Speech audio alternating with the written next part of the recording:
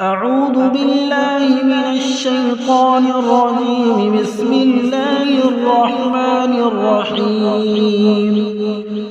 إن المنافقين يخادعون الله وهو خادعهم وإذا قاموا إلى الصلاة قاموا كسالى يراءون الناس ولا يذكرون الله إلا قليلا مذبذبين بين ذلك لا إله هؤلاء ولا إله هؤلاء ومن يضلل الله فلن تجد له سبيلا.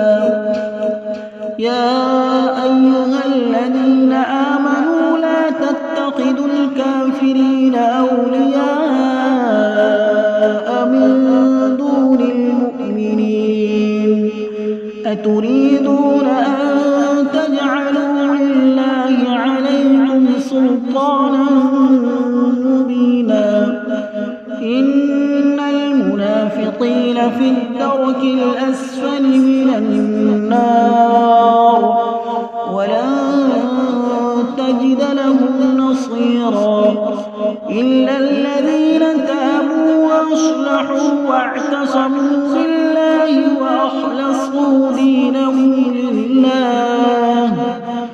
وأخلصوا دينهم لله فأولئك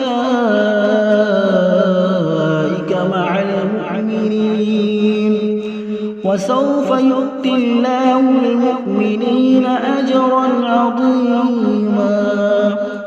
ما يفعل الله بعذابكم إن شكرتم وآمنتم وكان الله شاكرا عليما. صدق الله العظيم.